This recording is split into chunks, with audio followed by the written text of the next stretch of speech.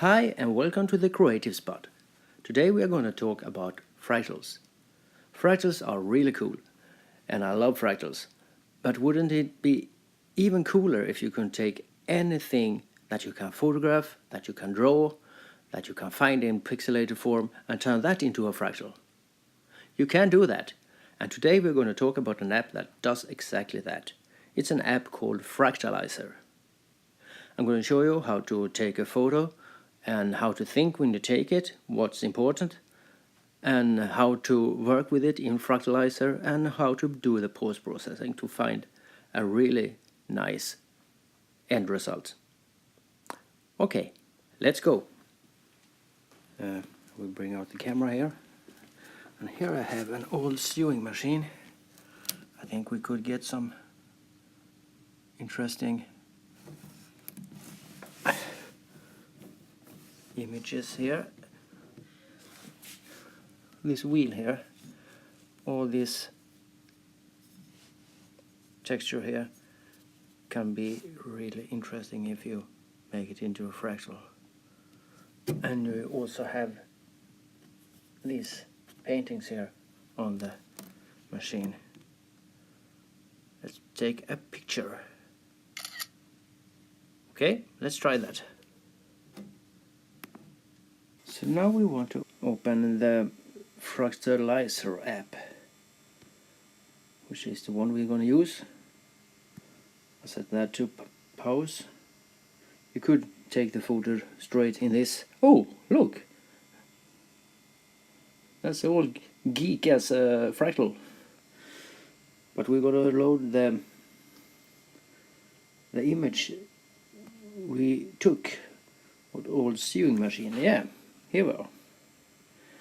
And what we want to do here is move this around. You can see the motherboard set here in the background.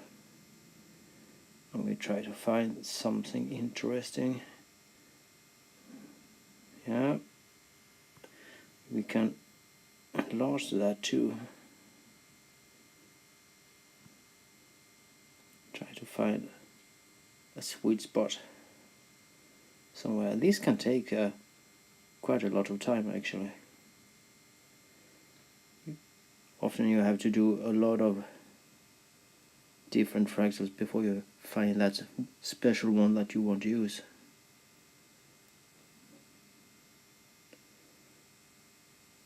I'm not quite satisfied with that.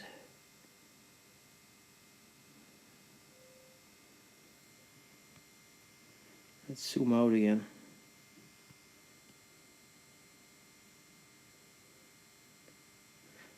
This doesn't work without problems. As you can see, I had to do it twice. That's something. Let's take a look at that. And here you can transform the source, the lens, the fractal lens, and the result. The result, of course, you can zoom in and zoom out, and I think I want that part. And the source, then you move the image behind the lens and find different parts of the photo that makes up the texture. And you can move the lens, and then you see you change the shape rather than just the texture, like that. And let's try to adjust the edges of the fractal slices here. You see, if we have sharper edges, the image becomes sharper, and we blur the edges, it becomes smoother like this. And often you find something in between that is just right. But in this case I think I want the sharp edges. Let's continue, move this stuff around. Can pinch it to zoom in and zoom out. Oh, that's more like it. That spiral hook up there. Move the lens around. Or it was the result. I moved around. This is the lens. But if we zoom into this, yeah, that starts to look rather interesting. Let's go with that. So now we want to export it, and we do this by saving it like that. Okay, let's continue experimenting with this fractal and Fractalizer. We can take a look at the different presets here, and let's take a look at this one. You can find something interesting here too. Ooh, yes, it gives another dimension to those swirls. This is kind of what I was after when I wanted to get those arms on the wheel. You can see that those arms on the wheel fit right into this. Can try to rotate it like that, or something like this maybe. I think from the top like that. Let's change the blending. You can choose if you want a white or black background, but it doesn't do much difference when the fractal is as thick as it is now, because the background doesn't show. But I think a blend between definition and smoothness would be there. Let's transform the results and compose it a little better. I tap an extra tap there, I get rid of the interface, and I see the whole image like that. Yes, let's save that too. Okay, now we can continue playing. I think I need to zoom out a bit there, so I see what I'm actually doing. You can see here what's happening. It's the fractal lens that we are changing.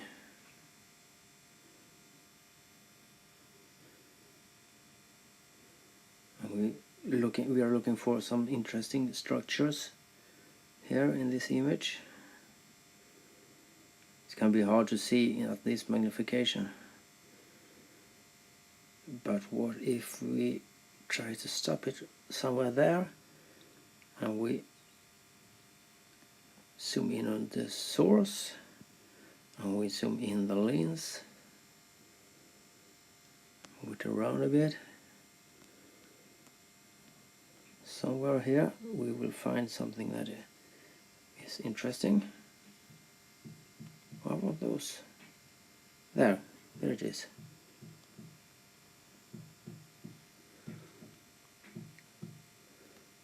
And something like that. Let's try and change the blend.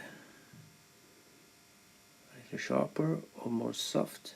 I think more soft on this one. These ridges here look like some kind of waves or something. Well, that's rather nice.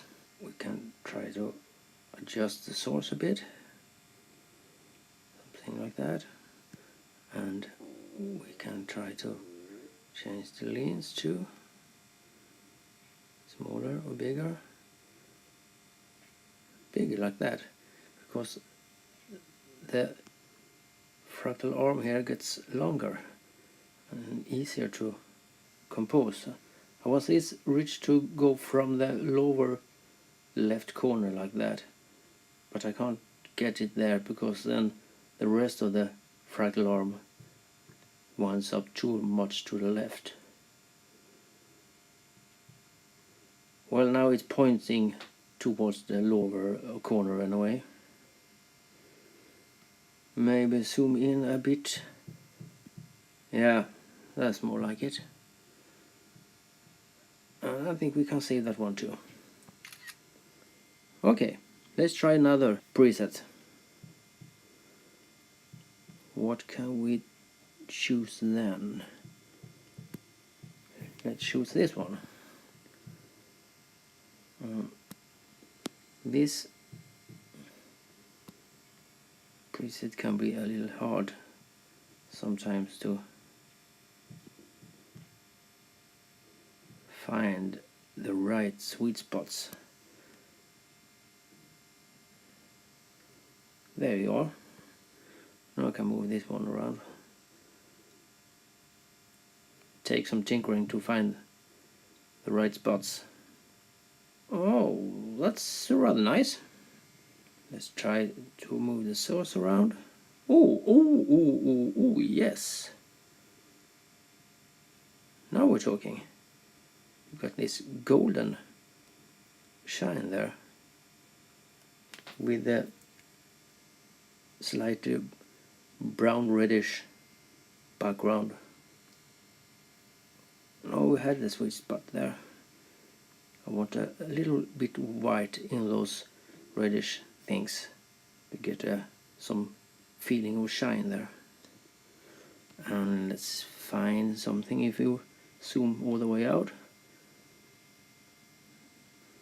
No, we have to stay around here to make it really interesting. Zoom in a bit more, I think. Zoom out a little slight bit there. Yeah, I think that we have it there.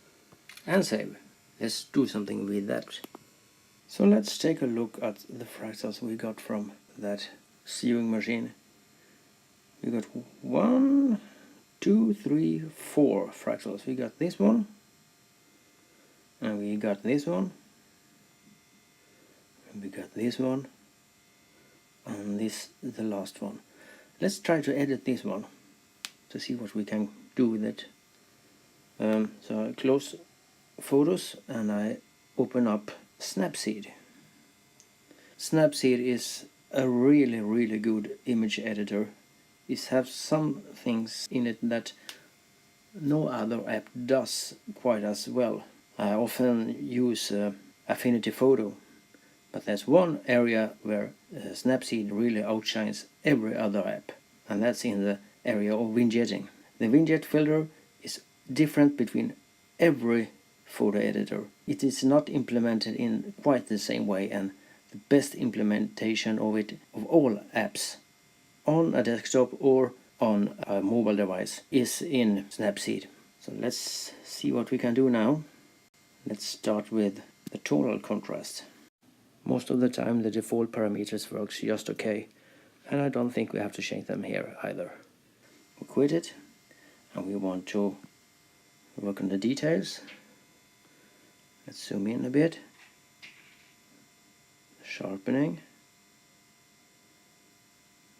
Like that somewhere. I never ever use the structure because that brings a lot of, well, never ever, hardly ever. It brings a lot of noise most of the time, but on this I think it actually works. Let's add a bit of structure too. And then we want to use change the contrast a bit. More contrast there. The saturation. Yeah. Now we're getting somewhere. The atmosphere is kind of a HDR effect, and a lot of time you get a very interesting if you lower it. You get darker depths, shadows like this. That gives more definition. Let's go with that. And now we have added some tonal contrast, some details, and some image adjustments. Now let's use this famous widget. You see, it comes pre-set, and often it works, but I might want to make it lighter or darker. But you see the quality of the darkness here, you don't just get the exposure, you got a lot of saturations too, and you can very easily make it bigger or smaller. I find no app that does this as good as this one. Yeah, and from the start to what we have now, it's a big difference. Right. One thing I want to do, I want to add a frame. Just a very small frame, just to get that edge definition. Like that. Okay. Let's save it. I can export it as a copy, or I can save it or overwrite the original. I think I overwrite the original now. Yeah, change it. So let's take a look at what we got here. We started with this image, the photo that I took of the old sewing machine, and I pointed out the arms of the wheel here and the paintings on the side of the sewing machine as details that I thought were going to be very effective in a fractal. And I can add that the wheel, this wheel here, and this structure on the side there, will also make important parts of that fractal. And then we save the first fractal from this one, and you can see here you got the outer rim of the wheel, this part I think, and you don't see the paintings very much on this one, but you see the black arms here forming, oh there is the painting, with the black arms here forming a structure, cage-like structure. And then we save this fractal, and you have that outer rim of the wheel here forming arms of a star. And I save this one where the outer rim of the wheel became like waves. You can see that structure from the smaller wheel there too. And we had this one, you really can't see much detail other than the rim of the smaller wheel there. So 4 fractals from that photograph of the sewing machine. And I could of course save a lot more fractals from that one, but after a while those structures start to repeat themselves, and you can only use as many fractals from one source image. So after a while it's mostly time to take another photo, and you can load a photo from your library, or you can take a new photo. Or painting. Maybe you can do some painting. You can paint something and you photograph it and you make it into a fractal. I mean, how cool is that? The possibilities are endless. I know that's kind of often said, but in this case I think it's true. The possibilities are really endless. If you're interested in fractals, I suggest that you try Fractalizer out. It can be found on the App Store, and it's developed by a guy called William Rood. I don't remember now how much it cost, but I doubt that it is that much. If you like this episode of the Creative Spot, feel free to leave comments and questions below, and subscribe to my channel. That's it for now, and until next time, keep creating.